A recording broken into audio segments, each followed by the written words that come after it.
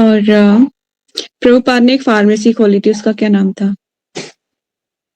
Prayagraj Prayag pharmacy, Prayag pharmacy. हाँ, Prayag pharmacy. Okay, चलिए आगे चलते हैं। बीजारोपण पे हम थे। अभी यहाँ पर प्रभुपाद जी कहाँ शिफ्ट हो चुके हैं? प्रभुपाद जी शिफ्ट हो चुके हैं बाबरी से थोड़ा आगे। ये जगह है मैचलेस गिफ्ट है ना, स्टोर फ्रंट है मैचलेस गिफ्ट, वहां पर प्रभुपाद शिफ्ट हो चुके हैं। कुछ लड़कों ने प्रभुपाद की हेल्प करी है और इसमें 6 मंजिला इमारत है 26 एवेन्यू में के सामने से, ठीक है। और पूर्वी मनहट में स्थित है ये। दूसरी, अब आगे चलते हैं इसमें और क्या क्या है। तो हमने पढ़ लिया था कि कुछ मतलब जो आसपास का एरिया है वो काफी कंटेस्टेड है, वहां से गाड़ियां आवाजें आती हैं, एक बराबर में गैराज है ना, और तो बहुत मतलब कंटेस्टेड एरिया है। तो आगे चलते हैं, पढ़ते हैं। शिला प्रभुपाद शिला गुरुदेव की जय। 26 एवेन्यू पर वास्तव में 2 स्टोर फ्रंट थे। उत्तर की ओर आने वाला सिक्के डालकर कपड़े धोने का धुलाई करता। आई थिंक हमने ही पढ़ लिया है, मेरे ख्याल से दूसरा होगा।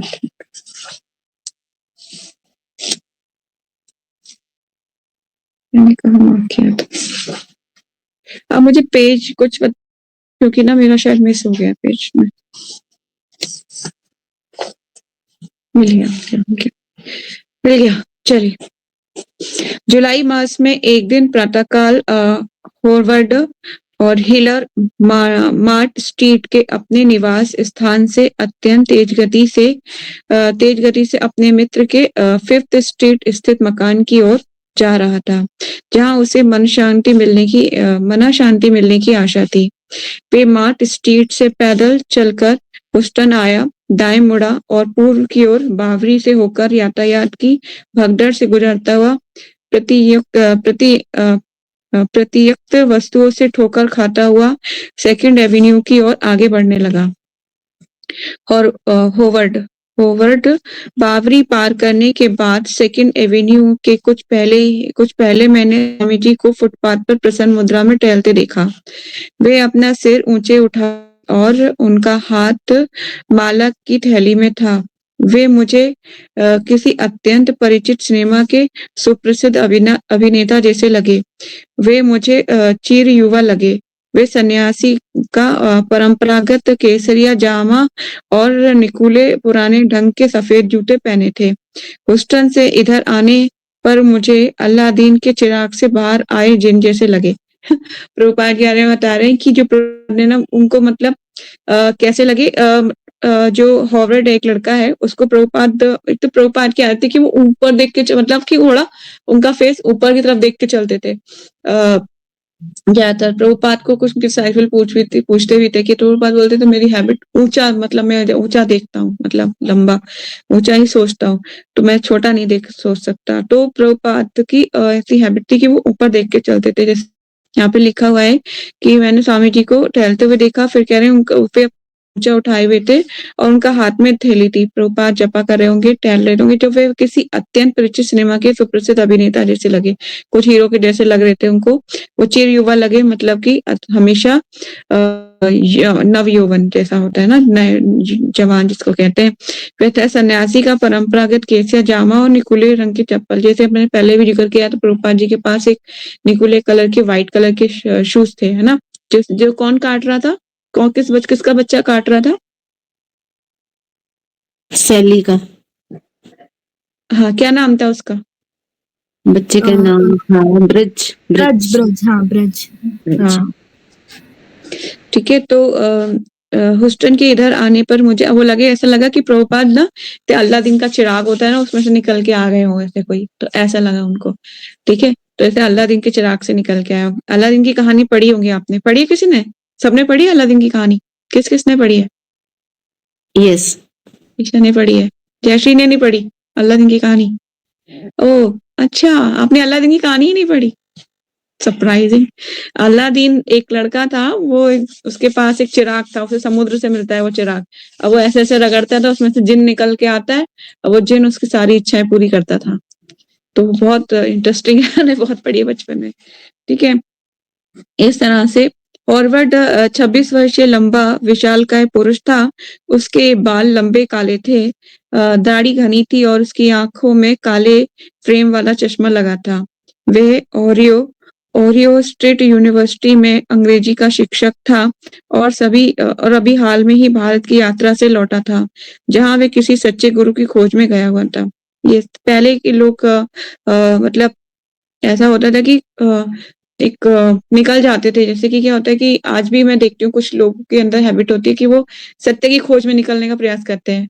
मैं ढूँढने जा रहा हूँ कुछ, उनको लगता है कि बैकपैक करते हैं और उनको लगता है मैं जा रहा हूँ अब सत्य कुछ घूम के आऊँगा। जैसे कि अमोघ लीला प्रभु जी बताते हैं कि मैं ना निकल पड़ा था और मैं बहुत सारे बाबाओं से मिला, घर छोड़ दिया थोड़े दिन के लिए और मैं बैग टाँग के निकल गया। तो मैं बहुत सारे बाबाओं से मिला, बहुत देखा मैंने, लेकिन मुझे किसी में भी वो नहीं मिला जिसकी तलाश में मैं था।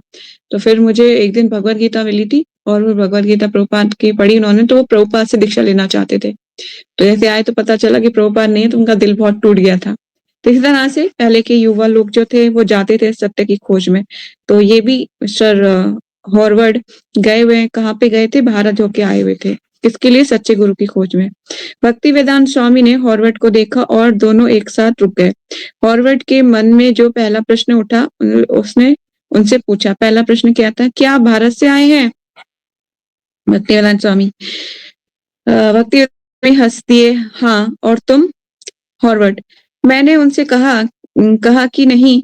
हॉवर्ड मैंने उनसे कहा कि नहीं, किंतु मैं अभी भारत से लौटा हूँ और मैं आपके देश में तथा भारतीय दर्शन में अत्यंत रुचि रखता हूँ। उन्होंने मुझे बताया कि वे कोलकाता से आए हैं और न्यूयॉर्क में लगभग 10 मास से हैं। उनकी आंखें बच्चे जैसी ताजी तथा प्रेम भरी थीं और यद्यपि वे उन ट्रकों के समक्ष खड़े थे जो ह्यूस्टन स्ट्रीट से गुर्राते हुए गुजर रहे थे। उनके शरीर से शीतल शांति फूट रही थी और जो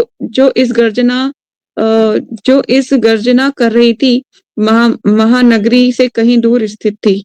इस लाइन को मैं दोबारा पढ़ देती हूँ। उनके शरीर से शीतल शांति फूट रही थी जो इस गर्जना कर रही महानगरी से कहीं दूर स्थित थी। मतलब प्रभुपाद के जैसे कि भक्त से हम किसी भी भक्त से मिलते हैं जैसे हम मुझे याद है कि जब मैं पहली बार भक्तों से मिली थी ना, तो मुझे बड़े अट्रैक्टिव लगते हैं ना भक्त। माथे पे तिलक, गले में कंठी, हाथ में जपमाला और उनके शरीर से अलग ही तेज निकल रहा होता है ना, अलग ही इन्फल्जेंट होते हैं तो भक्त तो बहुत अट्रैक्ट करते हैं। इसी तरह से प्रभुपाद भी अट्रैक्ट किए उसको। आगे चलते हैं। हॉवर्ड उस दिन अपने मित्र के पास कहीं नहीं जा सका। वे मार्ट स्ट्रीट स्थित अपने मकान में लौट गया, जहाँ उसके कमरे के साथी कीट तथा वली थे। उसने उन्हें तथा उन सबों को जिन्हें वे जानता था उस गुरु के विषय में बताया जो उनके बीच अकस्मात प्रकट हुए थे। उसने बताया कि वह तथा स्वामी जी किस तरह एक साथ खड़े बातें कर रहे थे और स्वामी जी किस तरह वे ये बताया था कि वासी ही 2nd एवेन्यू में उनका स्थान है, जहां वे कक्षाएं चलाने की सोच रहे हैं। और मैं उनके साथ कोने तक गया। उन्होंने फास्ट एंड 2nd स्ट्रीट के बीच एक छोटी स्टोर फ्रंट वाली इमारत दिखलाई जो मोबिल पेट्रोल पंप के साथ लगी हुई थी। ये एक आश्चर्यजनक वस्तु की दुकान थी और किसी ने खिड़की के ऊपर मैचलेस गिफ्ट लिख रखा था। उस समय मैं ये नहीं समझ सका कि ये शब्द भविष्यवाणी जैसे थे। उन्होंने मुझसे पूछा, क्या ये अच्छा क्षेत्र है? मैंने कहा, मेरी समझ से अच्छा है। मुझे इसका कोई अनुमान नहीं था कि वे अपनी कक्षाओं में क्या देने जा रहे हैं, किंतु मैं जान गया कि वे मेरे साथ वे मित्र किंतु मैं जान गया कि वे कि मेरे सारे मित्र ये जानकर प्रसन्न होंगे कि उनके पड़ोस में एक भारतीय स्वामी आ रहा है। पहले के ज़माने में जब भी कोई स्वामी बाहर जाया करते थे तो बहुत लोग उनकी रिस्पेक्ट किया करते थे। प्रभुपाद तो सन्यासी भी थे, है ना? तो अभी ये लड़के धीरे-धीरे कैसे जुड़ेंगे प्रभुपाद से? चलिए आगे चलते हैं। ये बात फैल गई। यद्यपि कार्ल एयरजेंस तथा अन्यों के लिए बावरी तथा चाइना टाउन से यहाँ तक आना सरल न था, क्योंकि उनको और भी काम थे। 25 वर्षीय राय डुबोस ने जो हास्य विनोद की पुस्तकों का लेखक था, बावरी में स्वामी जी से भेंट की थी। अतः जब उसने स्वामी जी के नए स्थान के विषय में सुना तो उसकी इच्छा हुई कि वे वहां जाए। जेम्स ग्रीन तथा बिल एपी स्वामी जी को नहीं भूलते थे और वे भी आना चाहते थे। पैराडॉक्स होटल आज भी संबंधक तथा एक जीवित मिलने जुलने का स्थान था और नवीन रुचि रखने वाले लोगों को खींच लाता था। दूसरे लोग तथा स्टीफेन गरीनो इत्यादि खिड़की पर स्वामी जी का नामपट देख लेते थे। 26 वर्षीय स्टीव शहर के कल्याण विभाग के कार्यकर्ता था। एक दिन वे 5th स्ट्रीट तथा 2nd एवेन्यू स्थित अपने ऑफिस से अपने घर जा रहा था तो उसने खिड़की पर चिपका स्वामी जी का इश्तेहार देखा। वह आजकल गीता पढ़ रहा था। उसने निश्चय किया कि वह स्वामी जी की कक्षाओं में आएगा। उस दिन हॉर्वर्ड ने भी खिड़की पर छोटा सा इश्तेहार देखा था जब वह स्टोर फ्रंट के सामने स्वामी जी के साथ खड़ा था। उसमें क्या लिखा था? भगवत गीता पर व्याख्यान AC भक्तिवेदांत स्वामी, सोमवार, बुध तथा शुक्रवार 7 बजे से 9 बजे सायंकाल। ठीक है। प्रभुपाद ने पूछा था, अपने मित्रों को भी लाओगे? हॉर्वर्ड ने वादा किया था, हाँ, सोमवार की संध्या को। ग्रीष्म ऋतु की शाम गर्म थी, अतः स्टोर फ्रंट की पिछली खिड़कियां तथा अगला दरवाजा पूरे खोल दिए गए थे। अनेक नवयुवक जिनमें से कई काला डेनिम तथा चौड़ी धूमिल धारी वाली नीचे तक बटनों वाली खेल की कमीजें पहने थे, आगे के दरवाजे पर अपने घुसे हुए जूते उतारकर फर्श पर बैठे थे। इनमें से अधिकांश लोअर ईस्ट साइड से थे। किसी को भी यहाँ तक कि आने में किसी विशेष कठिनाई का सामना नहीं करना पड़ा था। छोटा कमरा खाली था। उनमें ना तो कोई चित्र था, ना फर्नीचर, ना कालीन, यहाँ तक कि कुर्सी तक ना थी। केवल कुछ चटाइयां थी। कमरे के बीचों बीच एक बिजली का बल्ब लटक रहा था। इस समय 7 बजे थे और लगभग 1 दर्जन लोग एकत्रित हो चुके थे। जब स्वामी जी ने एकाएक बगल वाला दरवाजा खोला तो कमरे में प्रविष्ट हुए। ठीक है। अब सारे स्टूडेंट इकट्ठे हो गए प्रभुपाद जी के रूम पे और उस रूम में क्या क्या है? कुछ भी नहीं है, सिर्फ एक बल्ब लटक रहा है और कुछ चटाई है बस, और कोई फर्नीचर नहीं है, कुछ भी नहीं है। वे कमीज नहीं पहने थे। उनका केसरिया उत्तरीय वस्त्र उनके धड़ को ढके हुए था, किंतु उनके बाजू तथा वृक्षतल नंगे थे। उनका रंग सुनहरा था और घुटने, सिर, लंबे कान तथा गंभीर मुद्रा के कारण वे ध्यानमग्न बुद्ध की तस्वीर की भांति दिख रहे थे। उन लोगों के लिए बुद्ध जैसे बुद्ध भगवान है उनकी तरह लग रहे थे। वृद्ध होते हुए भी वे सीधी खड़ी मुद्रा में ताजे तथा तेजस्वी लग रहे थे। उनके माथे पर पीली मिट्टी का वैष्णव तिलक लगा था। स्वामी जी ने बड़ी दाढ़ी वाले हॉर्वेट को पहचान लिया और वे हंसकर बोले, क्या तुम अपने दोस्तों को लाए हो? देखो, आप प्रभुपाद जी के अंदर एक बहुत अच्छी क्वालिटी थी और प्रभुपाद जी ना जैसे कि मिसेस सेली भी बताती थी कि एक बार किसी को मिल लें तो वो अगर 2 महीने बाद भी उन्हें जाता हुआ दिखेगा तो तुरंत उसके नाम से उसको पुकारेंगे, है ना? तो ऐसी प्रभुपाद की मेमोरी बहुत शार्प थी। तो अब हॉर्वेट से उन्होंने पूछा कि क्या तुम अपने दोस्तों को भी लाए हो? तो हॉर्वेट ने अपनी ऊँची गूंजने वाली वाणी में कहा, हाँ, बहुत। प्रभुपाद जी ने जवाब दिया, बहुत अच्छा। स्वामी जी ने अपने सफ़ेद जूते उतारे और वे एक पतली चटाई पर बैठ गए। उन्होंने उन्होंने उन्होंने एकत्रित लोगों की ओर देखते हुए संकेत किया कि सभी लोग बैठ जाएँ। उन्होंने कई जोड़े पीतल के मंजीरे बाँट दिए। मतलब जो करताल थे, पीतल के जोड़े मतलब करताल, बाँट दिए प्रभुपाद जी ने और संक्षेप में ताल का प्रदर्शन किया। 1, 2, 3 देखो करताल के बजाने का तरीका भी यहाँ पे लिखा हुआ है, कैसे बजानी है करताल। 1, 2, 3 उन्होंने बजाना प्रारंभ कर दिया। बजने की ध्वनि चौंकाने वाली घंटी की आवाज़ थी। उन्होंने गाना शुरू किया, हरे कृष्णा, कृष्णा कृष्णा हरे हरे, हरे राम, राम राम हरे हरे। अब श्रोताओं की बारी थी, मतलब कि पहले प्रभुपाद जी को गाना था, बाद में वो लोग रिपीट करते। तो अब उन लोगों ने गाना शुरू किया। उन्होंने उनसे कीर्तन करने के लिए कहा। कुछ को पहले से पता था, कुछ को धीरे-धीरे पता लग गया और कुछ समय के बाद सभी एक साथ कीर्तन करने लगे। जैसे होता है ना, आप किसी बच्चों को सिखाओगे तो क्या होता है, बच्चे कैसे पहले आप गाओगे, फिर बच्चे रिपीट करेंगे, है ना? हो सकता है पहली बारी में कुछ बच्चे एकदम मतलब कि फ्रेंडली हो जाते हैं फर्स्ट मीटिंग में ही, कुछ बच्चे देर में फ्रेंडली होते हैं। तो जब कुछ मिनट बाद जब सारे बच्चे एक स्वर में गाएँगे, तो वो संकीर्तन बन जाता है ना, संकीर्तन। तो अभी सब एक साथ कीर्तन करने लगे। उपस्थित अधिकांश पुरुष तथा कुछ एक तरुणियाँ कभी न कभी विस्तृत चेतना के नवीन संसार की खोज में आध्यात्मिक यात्रा कर चुके थे। ये निडर होकर एलएसडी तथा पियोट तथा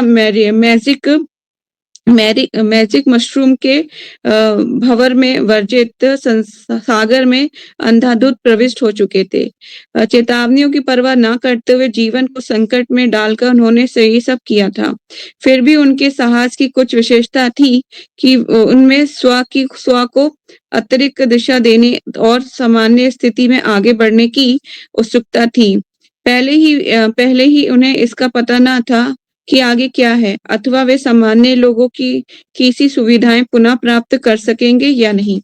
मतलब कि नशे में इतने ज़्यादा मतलब वो रहते थे, लोग अपने भविष्य की कोई परवाह नहीं करते थे और मतलब जो हिप्पी लोग थे तो उनको तो उनकी लाइफ थी क्या, सिर्फ ड्रग्स लेना और पड़े रहना ऐसे ही। तो बहुत ही मतलब अभी भी आप चेक कर सकते हो, तो यूट्यूब पे बहुत सारी वीडियोज़ मिल जाएँगी हिप्पीज़ की। अजीब शक्लें होती थी उनकी, मतलब आप कह सकते हो कि वो अ क्या कह सकते हैं उसको, अजीब-सा जैसे आदि मानव होता है ना, आदि मानव की फ़ोटो देखी होगी आपने, लंबे-लंबे बाल, गंदी-गंदी सी बड़ी-बड़ी दाढ़ी, इस तरह से। तो ऐसे आदि मानव जैसे लगते थे वो।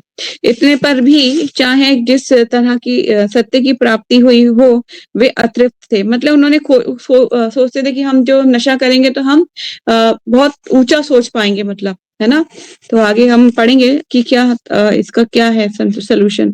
इतने पर भी चाहे उन्होंने जिस सत्य की प्राप्ति की हो वे अतृप्त रहे और चाहे वे जिस लोक में पहुँच रहे हों, ये तरुण अध्यात्म यात्री सदैव लोअर ईस्ट साइड लौटते रहे थे।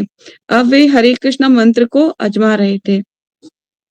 जब स्वामी जी के मंदिरों तथा उनकी सुरीली ओजपूर्ण वाणी से अचानक कीर्तन और छलक उठा तो उन्होंने अविलंब अनुभव हुआ कि ये संदूर पहुंचने वाला है। ये और उन्होंने ये बाह्य यात्रा एक और अवसर प्रतीत हुआ और वे इच्छा पूर्वक इसे साथ बहने लगे। जब कीर्तन हुआ ना, तो उन्हें लगा कि जो हमें नशा करने के बाद जो हाई फीलिंग होती है कि हम बहुत ऊँचे उड़ गए हैं, अब कि मतलब अब बिना कुछ नशा लिए ही अब हमें लग रहा है कि हम बहुत ऊँचा उड़ रहे हैं। मतलब अब जो हमारी चेतना का लेवल दूसरी स्टेज में ट्रांसफर हो रहा है। तो मतलब इस तरह की फीलिंग जब होती है ना, जैसे पहले अगर किसी ने हरे कृष्णा मंत्र किया हो तब शुरू-शुरू में जब नया-नया, तो कभी-कभी तो हमें बहुत बोरिंग सा लगता है ना कि कैसा नींद आती है बहुत बोरिंग सा। लेकिन जब इसमें इंटरेस्ट आने लगता है ना, तो फिर लगता है कि एक मान लो गई, चलो दूसरी भी कर ही लेती हूँ। इस तरह बढ़ते जाते हैं। ठीक है?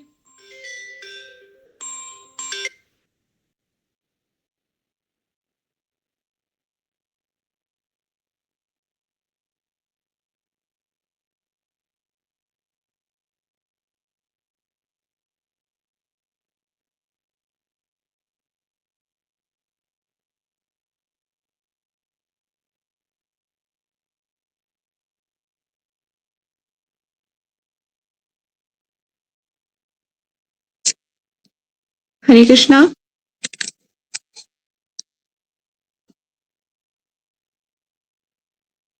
मेरी आवाज आ रही है आपको? कॉल आ गया था।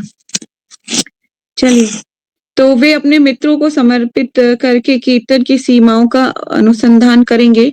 इनमें से अधिकांश ने मंत्र का संबंध योग परक उपनिषदों तथा गीता से जोड़ रखा था, जिनसे उन्हें इन रहस्यमय शब्दों से प्रेरणा मिली थी। नित्य आत्मा मोह निवारक। किंतु उन्होंने सोचा कि ये भारतीय मंत्र चाहे जैसा भी हो, इसे आने दें। इसकी तरंगे हमें दूर दूर तक ले जाएं। हम इसे ग्रहण करें और फिर चाहे इसका जो भी प्रभाव हो होने दें। चाहे हमें इसका जो भी मूल्य चुकाना पड़े। कीर्तन अत्यंत सरल तथा स्वाभाविक लग रहा था और इससे किसी को कोई क्षति होने वाली ना थी। वे अपने में अद्भुत था। मतलब कीर्तन इतना अद्भुत होता है क्योंकि ट्रांसेंडेंटल साउंड है ना, और ये वाइब्रेशन बहुत स्ट्रांग होती हैं। आपको एक्सपीरियंस कहाँ मिलेगा मैं बताती हूँ। जैसे कि प्रभुपाद जी का कीर्तन आता है ना, वो जो प्रभुपाद जी का जो एक येलो कलर का आता है कीर्तन बॉक्स जो आता है ना, अब आप उसको ना लगाइए तो एक साउंड वाइब्रेशन क्रिएट होता है उससे। मेरे 24 आवर्स चलता रहता है, 24 आवर्स कीर्तन का, वो प्रभुपाद का। वो कभी एक सेकंड के लिए बंद नहीं होता। वो सुबह ही बंद होता है जब वो मंगला आरती करती हूँ, तब उस टाइम पे बंद होता है। उसके बाद वो फिर शुरू हो जाता है 24 आवर्स। इवन जब मैं बाहर भी जाती हूँ तब भी वो चलता ही रहता है कॉन्टिन्यूसली। तो एक साउंड वाइब्रेशन, आप देखिए ना, कभी ऑल्टर में जिसने भी एंटर किया होगा मेरे, शांति सा एक अलग ही वातावरण है ना, अलग ही उसका एटमोस्फेयर है, क्योंकि वहां पे एक साउंड वाइब्रेशन क्रिएट हो चुका है। तो जो भी उसमें एंटर टच में आएगा उसके साउंड वाइब्रेशन के, तो ये होता है। और ये ट्रांसेंडेंटल साउंड है, इस संसार के परे की है ना। ये तो भौतिक संसार है, एक आध्यात्मिक संसार से जोड़ने वाली है। ये मुझे भी लेना है, ये कहाँ से मिलेगा? हमारे टेम्पल में मिलता है। ठीक है, तो जब भक्ति वेदांत स्वामी स्वतः सुखाय कीर्तन कर रहे थे, तो उन्होंने अपने समकक्ष के मिश्रित जनसमूह को देखा। अब वे एक नवीन देश में नींव डाल रहे थे। मंजीरे की ध्वनि के साथ हरे कृष्ण की ध्वनि तथा प्रतिध्वनि मंत्र का उफान आया और वे संध्या परिपूरित हो गई। कुछ पड़ोसी नाराज हो गए और पोर्टा रिको कोवसियो के बीच मंत्रमुग्ध होकर द्वार तथा खिड़की पर जुटकर झांकने लगे। जैसे मैंने बताया था ना, कुछ लोग झांकते थे प्रभुपाद क्या हो रहा है, अंदर कीर्तन हो रहा तो झांकते थे। और गोधूली वेला हो गई। गोधूली वेला मतलब जो इवनिंग और नाइट के बीच की जो वेला होती है उसे गोधूली वेला कहते हैं। ठीक है, जैसे भगवान कृष्ण भी गोधूली वेला में वापिस आते थे अपनी गायों को लेके, तो ये गोधूली वेला उसको कहते हैं। कोई भी देख सकता था कि स्वामी जी ईश्वर की स्तुति में एक पुरानी प्रार्थना कर रहे थे। पुरानी प्रार्थना, ये अत्यंत महामंत्र क्यों है कि इसमें ये महा है, हर मंत्रों का राजा है। भगवान कृष्ण सर्वोपरि है ना, और सारे देवी देवता नीचे हैं, और उनका जो ये मंत्र है वो भी सर्वोपरि है, इसलिए महामंत्र है ये, सब मंत्रों का राजा। इसलिए एक इसको जप लिया तो और कुछ करने की जरूरत ही नहीं है। भले ही वे विदेशी थे और एक रॉक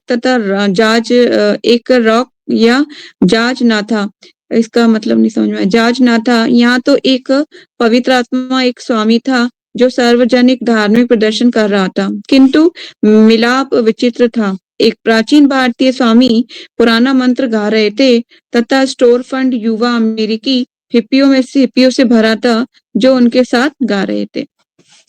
भक्ति वेदांत स्वामी गाए जा रहे थे। उनका घुटा सिर ऊंचा और कुछ झुका था, और उनका शरीर भाववश कुछ कांप रहा था। वे बड़े विश्वास के साथ भक्ति में तल्लीन होकर मंत्र की अगवानी कर रहे थे, और लोग अनुक्रिया में साथ दे रहे थे। सामने आने वाली खिड़की तथा खुले दरवाजे की ओर गुजरने वाले अधिकाधिक लोग आकृष्ट हो रहे थे।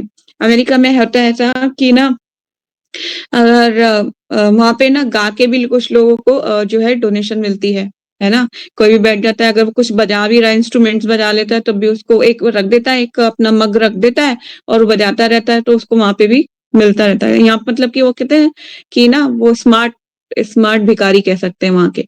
वो भिखारी ही कहते हैं उनको, पर वो स्मार्ट होते हैं, ज़रा वो इंस्ट्रूमेंट बजाना वो ऐसे नहीं कहते अल्लाह के नाम पे दे देना, आपको पकड़-पकड़ के नहीं माँगेंगे। वो उनका अपना तरीका है, वो अपने मतलब अपनी क्वालिटीज़ दिखा के वो ऐसा करेंगे। या फिर आपको कोई ऐसा मिल जाएगा कि चार्ली चैपलिन बन जाएगा, वो ऐसी एक्टिंग करके दिखाएगा, फिर वो आप उससे माँगेंगे। इस तरह से मतलब अपनी मतलब टैलेंट को प्रदर्शित करके वो लोग जो है वो करते हैं। हरे कृष्णा। तो अपने टैलेंट को दिखा के वो लोग भीख माँगते हैं। तो ये उनका तरीका होता है, अमेरिका में ऐसा होता है।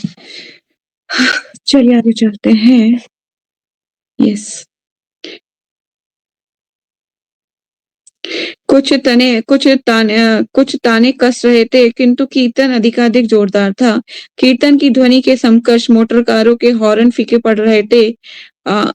ऑटो इंजनों तथा ट्रकों की आवाजें अभी भी आ रही थीं, किंतु अब वे कुछ दूरी पर थीं और उनकी ओर किसी का ध्यान नहीं जा रहा था।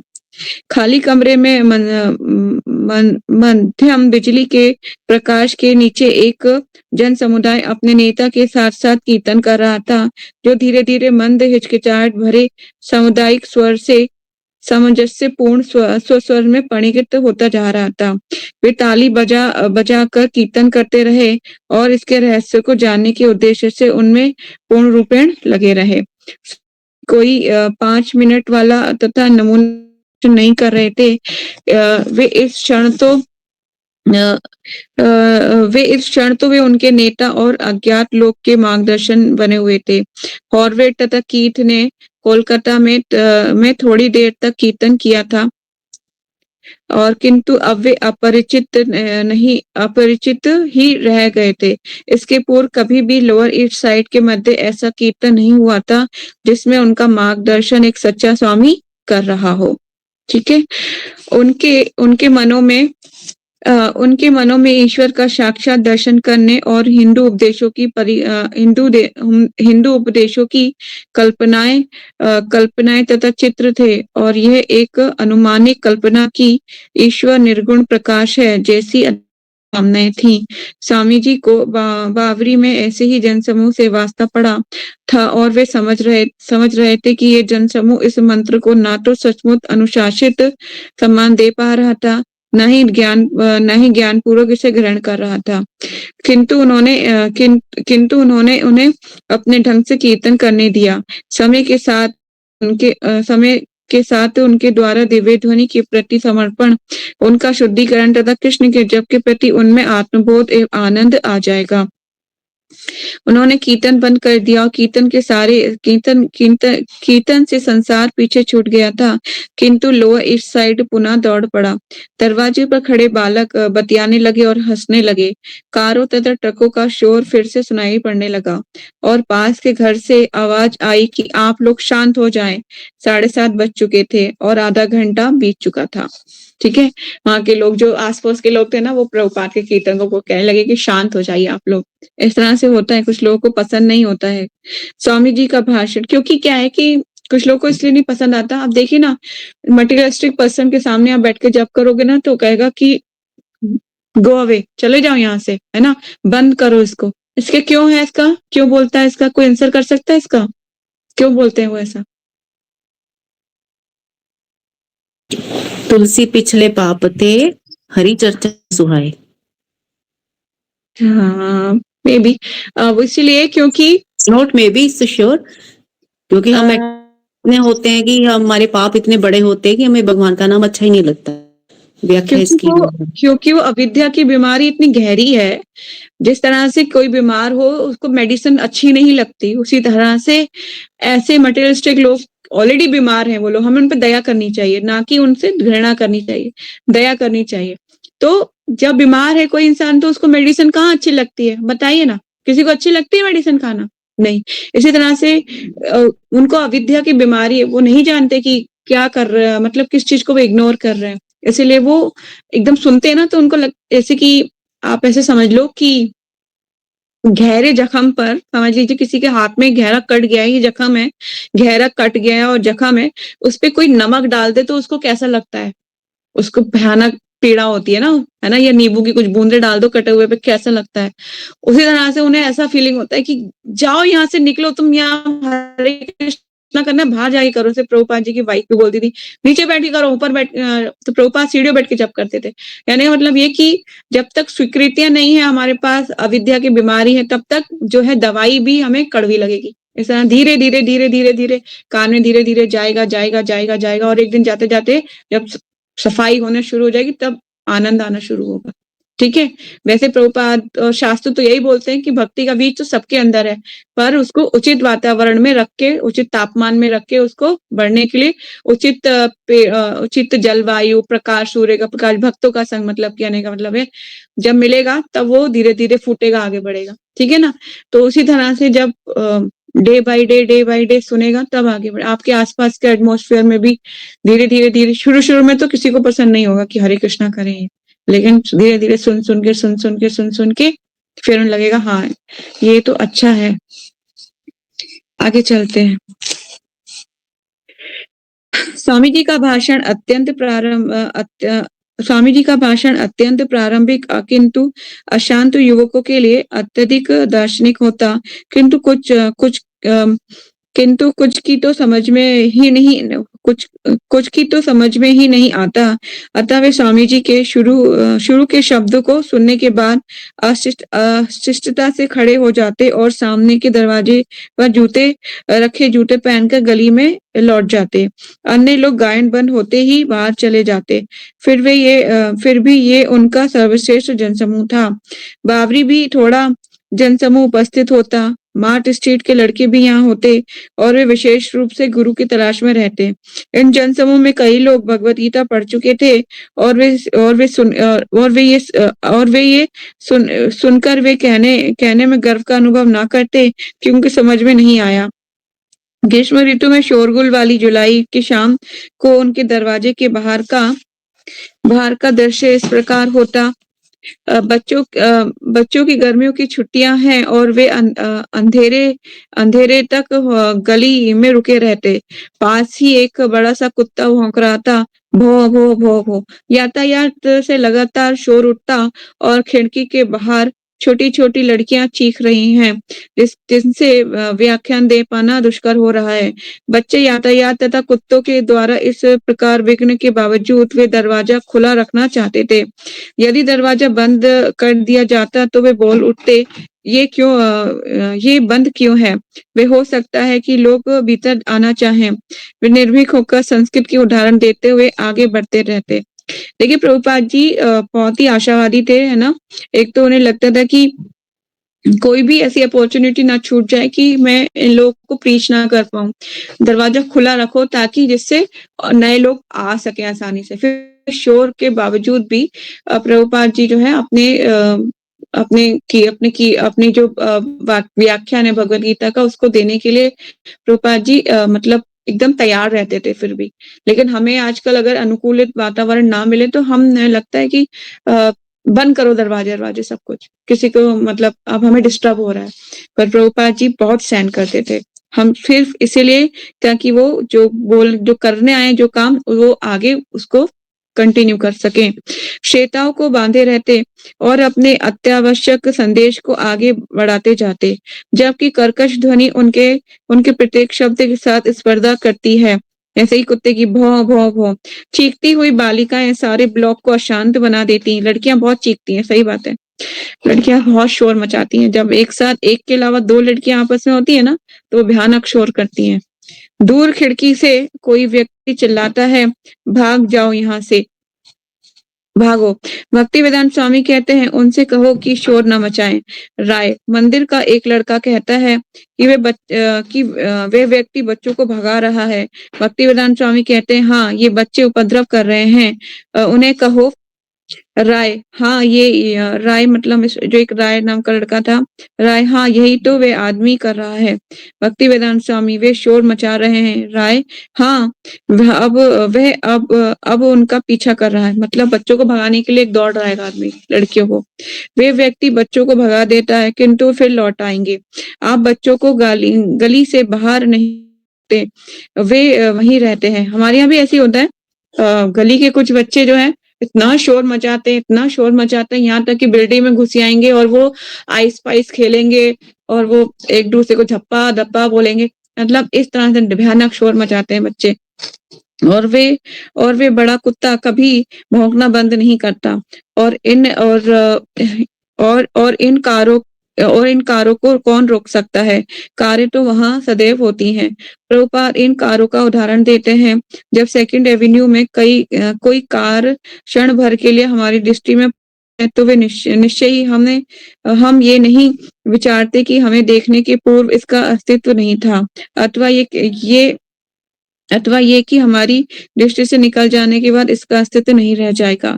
इसी प्रकार जब भगवान कृष्ण इस लोक से अन्य लोक में जाते हैं, तो इसका अर्थ ये नहीं होता कि अब उनका अस्तित्व नहीं है, भले ही ऐसा प्रतीत होता हो। वास्तव में वे मात्र हमारी दृष्टि से ओझल हो जाते हैं।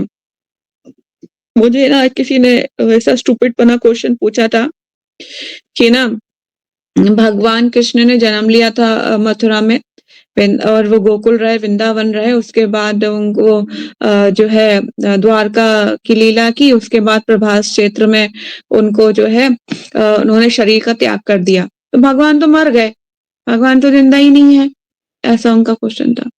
और तो मैंने कहा हे भगवान, मैंने मन में सोचा कि भगवान इसको बुद्धि दो कि भगवान तो अनंत काल से हैं। सूर्य चंद्रमा, भगवान सूर्य चंद्रमा भी इससे भी प्राचीन है, पूर्व कहते हैं पुरातन है भगवान का अस्तित्व तो यहाँ तुम्हारी भौतिक दृष्टि से जो है समझ में आ रहा है तुम्हें कि हाँ भगवान को बहेलिया ने तीर मारा, भगवान जो है चले गए, बस तुम ये इतना समझ रहे हो। क्योंकि भगवान क्या कहते हैं कि अपनी माया से आच्छादित, भगवत गीता में बोलते हैं ना भगवान कि मूर्खों के लिए मैं अपनी आच्छादित रहता हूँ, उनकी बुद्धि से ढके रहते हैं। तो उसी तरह से भगवान जी बता रहे हैं कि पहले भगवान का अस्तित्व वास्तव में वे मात्र हमारी दृष्टि से ओझल हो जाते हैं, पर भगवान जो है अजन्मा है, पुरातन है ना, सबसे पहले वही थे। और मूर्ख लोग सोचते हैं कि वो तो चले गए, मर गए, ऐसे मूर्खों के लिए तो बस हम प्रार्थना ही कर सकते हैं। श्री कृष्ण तथा उनके अवतार इस भौतिक दृष्टि के असंख्य ब्रह्मांडों में से अनंत लोकों में निरंतर प्रकट तथा अंतर ध्यान होते रहते हैं। भक्ति वेदांत स्वामी के एक शब्द बोलने के समय तथा अनेक कारें शोर करती हुई सदैव निकलती रहती, दरवाजा खुला रहता और वे कार्बन मोनोऑक्साइड डॉर्मर घर घराते टायरों की तथा लगातार चलते यातायात के किनारे आसीन है। वे यहाँ पर बहुत दूर वृंदावन की यमुना के किनारे से आए हैं। यहाँ युगों युगों से कृष्ण भावनामृत की चर्चा के लिए बड़े बड़े ऋषि तथा मुनि एकत्रित होते रहे हैं, किंतु उनके श्रोता तो यहाँ इस दृश्य में रह रहे हैं। फलतः यहाँ सेकंड एवेन्यू की यातायात रूपी नदी के तट पर चीर नवीन संदेश का उद्घोष करने आए हैं। वे अभी भी उसी बात को दोहरा रहे हैं कि आप कृष्ण भावना में कुछ भी करते हैं तो भले ही वह कितना भी अल्प क्यों ना हो, आपके लिए शाश्वत कल्याणकारी है। अब तो वे बावरी तथा अपटाउन की अपेक्षा अपने श्रोताओं से पूर्णता कृष्ण भावनामृत स्वीकार करने और भक्त बनने को कहते, वे उन्हें विश्वास दिलाते। अतः इस बात में कोई अंतर नहीं पड़ता कि कोई मनुष्य पहले क्या कर रहा था, कौन सा पाप कर्म कर रहा था। भले ही प्रारंभ में कोई मनुष्य परिपूर्ण ना हो, किंतु यदि वे सेवा में लगा रहता तो वे शुद्ध हो जाएगा। ठीक है, किसी को भी भक्त बनाने के लिए पहले है कि आप जो है उसको उसके इंटरेस्ट ऑफ फील्ड की तरफ ले जाइए। फॉर एग्जाम्पल कि मुझे प्रसाद खाना पसंद है या मुझे खाना खाना पसंद है, तो मुझे अगर किसी को भक्त बनाना है तो उसके इंटरेस्ट को पॉइंट को देखूंगी ना। जैसे फॉर एग्जाम्पल से मैंने बोला कि प्रसाद खाना खाना पसंद है किसी को, तो उसको प्रसाद खिलाओ, ले जाओ कि हाँ मंदिर में बहुत बहुत टेस्टी प्रसाद बनता है विदाउट ऑनियन गार्लिक, आइए आइए मंदिर आइए, ठीक है। अगर किसी को डांस करने का मन करता है, उसे बोले क्लबों में तो डांस नहीं होता, हमारे टेम्पल में चलो, मैं ले जाता हूँ ऐसी जगह जहाँ पे नॉन स्टॉप डांसिंग होगा, तो उसे मंदिर ले आइए, वहां डांस कराइए कीर्तन में, ठीक है। तो उससे लगेगा हाँ यहाँ तो फ्री में बिना पैसे खर्च करे ही डांस होता है, और वहां से ज्यादा मतलब मजा आता है। वहां तो मतलब क्षणिक एंजॉयमेंट होता है, पर यहाँ पे तो कुछ ज्यादा ही मतलब कि ट्रांसेंडेंटल आनंद कहते हैं ना उसको, आनंद है, ट्रांसेंडेंटल आनंद है। तो ऐसा किसी को भी मतलब जो पसंद है उसको, अगर रीडिंग पसंद है, पढ़ना अच्छा लगता है, तो उसको कहो कि देखो ये बुक्स पढ़ो, पढ़ के देखो, तुम्हें हाई फ्लाइंग होगा, मतलब ऊंचा उड़ोगे तुम इसे पढ़ के। तो मतलब इस तरह से जिसका जो फील्ड में इंटरेस्ट है उसको उसके इंटरेस्ट, हमारे सब कुछ मिलेगा टाइम से, हमारे जो आध्यात्मिक संसार है हर चीज अवेलेबल है, पर उसका विकृत रूप इस भौतिक संसार में अलग अलग रूपों में प्रकट है ना। आगे चलते, एकाएक बावरी का एक उपेक्षित व्यक्ति सीटी बजाता और शराबी की भांति चिल्लाता हुआ प्रवेश करता है। देखो आप ध्यान से सुनिएगा, इसमें एक बंदा आ रहा है, अब क्लास में एंटर कर रहा है। वो बंदा कैसा है? वो बंदा, चलिए पढ़ते हैं कि एकाएक बावरी का एक उपेक्षित व्यक्ति सीटी बजाता और शराबी की भांति चिल्लाता हुआ प्रवेश करता है। श्वेता बैठे रहते हैं, उनकी समझ में नहीं आता कि वे क्या किया जाए। शराबी, आप कैसे हैं? मैं तुरंत लौट जाऊंगा, मैं तो दूसरी चीज लाया था। भक्तिवेदांत स्वामी, गड़बड़ी मत मचाओ, बैठ जाओ, हम लोग गंभीर चर्चा कर रहे हैं। शराबी क्या बोलता है? मैं उसे वहां रख दूंगा और एक गिरजाघर में। ठीक है ना, मैं तुरंत लौट कर आऊंगा। वे व्यक्ति सफेद बालों वाला और भूरे रंग की छोटी दाढ़ी वाला है। वे मेले कुचले वस्त्र धारण किए हैं। उसकी बदबू पूरे मंदिर में फैल जाती है। किंतु तभी वे अचानक दरवाजे से बाहर निकल जाता है और चला जाता है। भक्तिवेदांत स्वामी धीरे से हंसते हैं और तुरंत अपना व्याख्यान पुनः चालू कर देते हैं। किंतु 5 मिनट बाद वे बूढ़ा उपेक्षित व्यक्ति पुनः ये घोषणा करते हुए प्रवेश करता है कि आप कैसे हैं?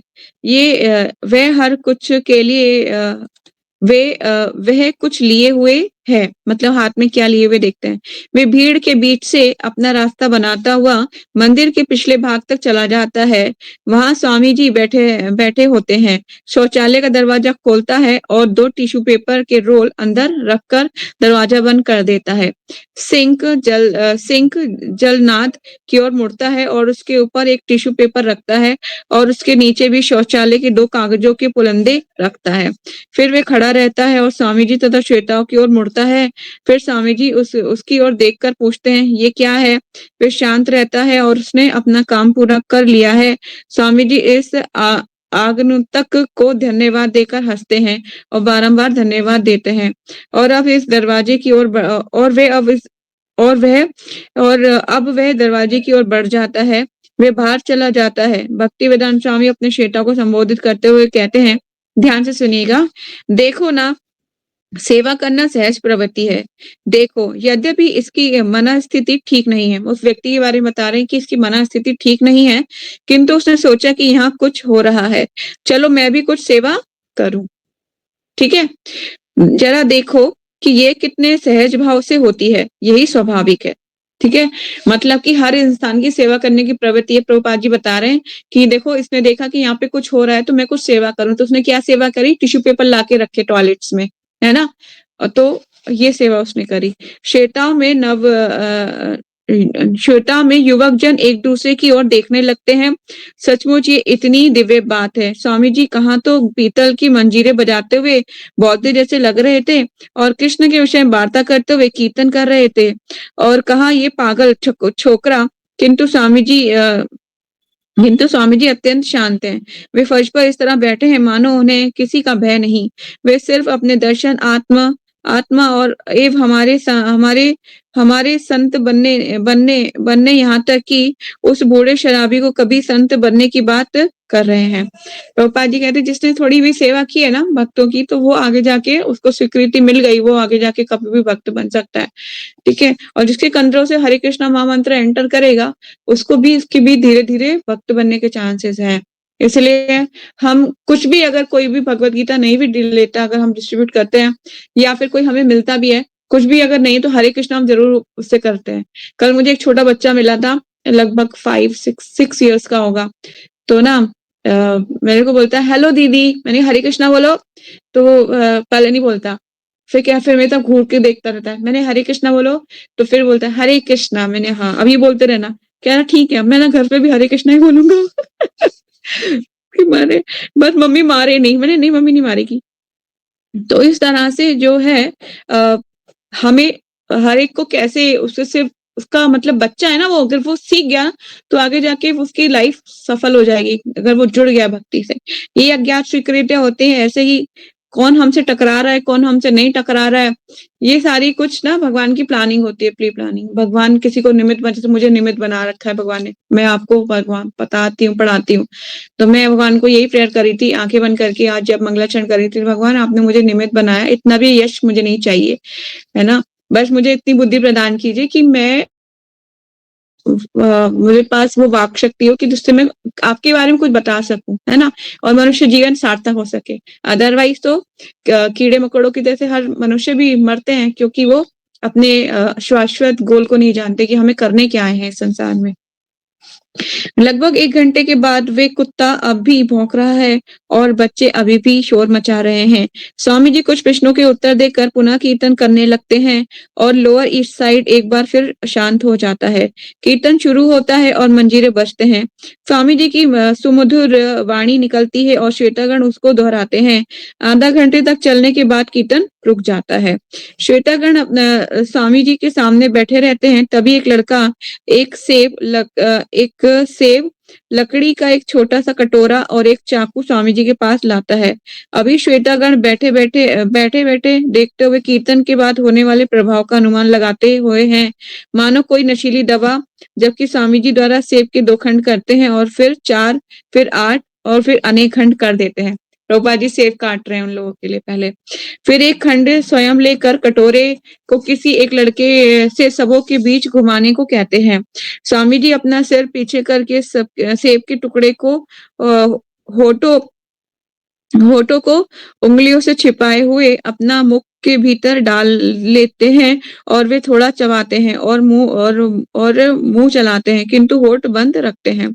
सामवेद लोग शांतिपूर्वक सेब के छोटे-छोटे टुकड़े को चबाते हैं और देखते रहते हैं कि जब भी स्वामी जी खड़े होते हैं तो अपने जूते पहनते हैं और बगल के दरवाजे से बाहर चले जाते हैं।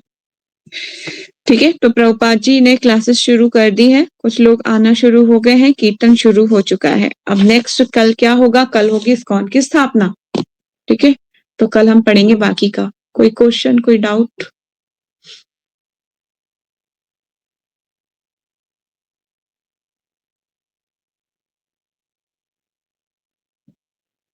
माता जी, जैसे कि आपने भी बताया था कि मतलब हरे कृष्णा की आदत भी लोगों को धीरे धीरे बन लगती है। शुरुआत में उनको कड़वा लगता है, लेकिन धीरे धीरे उनको टेस्ट आना स्टार्ट होता है। तो ये चीज का अगर हम किसी और को भी आंसर देते हैं तो समटाइम्स लोग बोलते हैं कि ऐसे तो बुरी चीज की भी आदत हमें लगती है। तो फिर मतलब व्हाट इज द डिफरेंस कि ये वाली चीज हमारे लिए अच्छी होगी या बुरी होगी? लाइक अगर मैं किसी फ्रेंड्स के ग्रुप में रहती हूँ जो स्मोकिंग करते हैं और वो मुझे बोलते हैं कि मैं स्मोक करूँ, तो मैं स्टार्टिंग में मना करूंगी कि नहीं मुझे नहीं करना, लेकिन जब वो मुझे आदत डलवा देंगे तो मैं धीरे स्मोकिंग स्टार्ट करने लगूंगी और मुझे अच्छा लगने लगेगा। तो फिर डिफरेंस क्या, हमें क्या कैसे पता लगेगा कि ये चीज हमारे लिए अच्छी है और ये चीज नहीं है? देखिए, इसका तो निर्णय आपको खुद ही करना पड़ेगा। जैसे कि भगवत गीता बोलती है, कभी-कभी सतोगुण जो है तमोगुण को परास्त कर देता है ना? कभी रजोगुण सतोगुण को परास्त कर देता है। इसी तरह से जब जैसे आपने बताया कि मेरे को मेरी फ्रेंड्स अगर बोलेंगे, तो उनका तमोगुण जो है आपके सतोगुण को परास्त कर देगा, तो वो ऊपर बन जाएगा। इसी तरह से हर गुणों की, तीनों गुणों की प्रतिस्पर्धा चलती रहती है।